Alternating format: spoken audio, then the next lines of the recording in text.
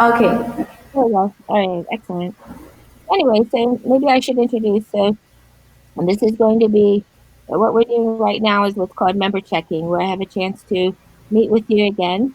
And with that, we're going to go over the questions that we had discussed and the responses that I had summarized, give you a chance to say, yes, that sounds right, or to give any further clarification. Right, so that's totally the purpose. So it shouldn't take too long, but I'll just jump in if that's okay. We'll start from there. And with that, the first question was, what country and culture specific marketing strategies do you, as a for-profit school and business marketing leader, use to increase online enrollment levels of Brazilian students? The responses I had were, we like to be active on social media like Facebook and Instagram, as well as prospective students like to search ahead and do some research on the quality of the school and look for a web presence, so we were active online this way. Those are the main things I had. But does that sound correct to you? Yes, Renata? yes. All right, excellent. So for the next one, it's how does your country and culture specific marketing strategy vary in characteristics from market to market? For this one, I have the marketing strategy does not vary according to market characteristics of populations from different states or regions based on cultural differences. We try to keep the message as simple as possible with one advertising message, irrespective of market. In your local market, word of mouth is an active form of advertising where your current students discuss and recommend your programs to others. That happens a lot. Does that sound right? Those areas? Yes. Excellent. Good stuff. So the next one is, when determining a country and culture specific marketing strategy, do you focus on a specific demographic profile or cultural group within a country? And for this, I have, there's no one specific group to whom you market, as your marketing consists of all age students from school age to adults who receive a similar message. And then after that, culture is not a point of focus nor demographic, but really more specific needs of the student. And here the focus is on making the new student feel comfortable. How does that sound? Yeah, it sounds good. All right, excellent. The next one is, how do you define the target market? And here, basically, our target market consists of anyone who wants to learn. Many students start and often quit their program quickly, giving up trying to learn a new language. Others stick with the program and become solid learners. And you look for this group to be the one from which recommendations may come via word of mouth. This group is the target market that you're trying to build. And does that sound correct? Yes, yes. Excellent. What country, and the next is, what country and culture specific marketing strategies do you use to determine the driving factors for potential students to enroll online? And here I have students take a sample intro class to learn of the form of delivery and to test out different teachers to see if one suits their learning style more than another. From this, they determine how many classes to sign up for and set up a learning plan based on their specific goals for wanting to study. An important factor for wanting to continue in a program is that they want to feel welcomed and to feel that they have a choice to pick their instructor and the number of sessions needed. How about that? Is that correct? Yes, it's correct. Excellent.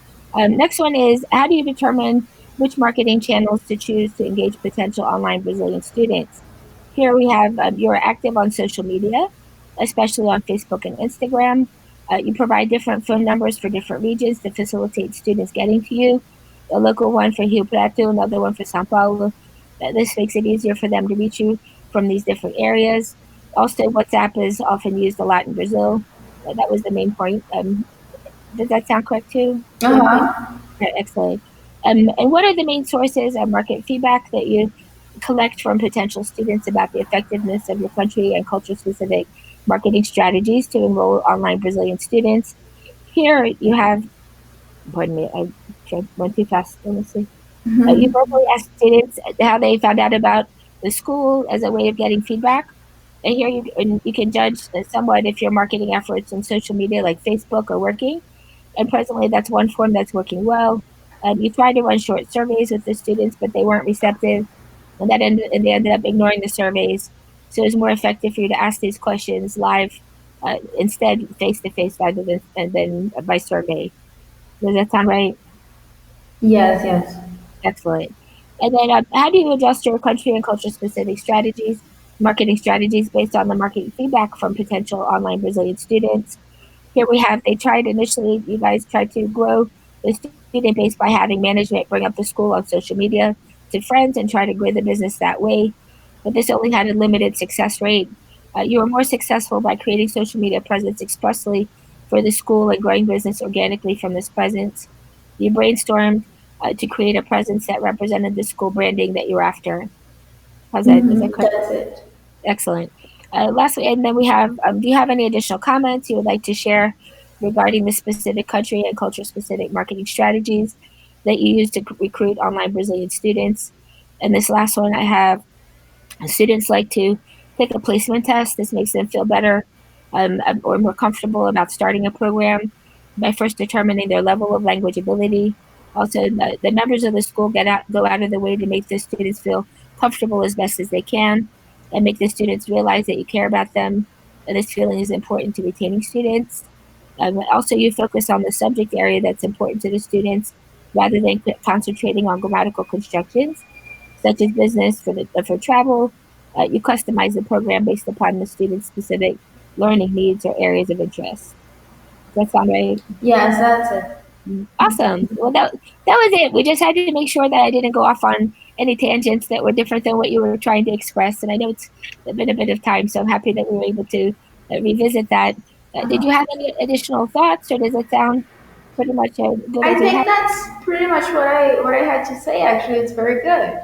Awesome. All right, good stuff. So I tried to summarize it just to keep it, simple for us to revisit it. I know there was a lot said, so I just tried to take bullet points of some of the main things. But I appreciate the time that you guys have spent and to give me this energy. I'm sorry it's been a little bit hectic to get It's organized, but I fine. It's fine. did pull it off. I know my voice is crazy today.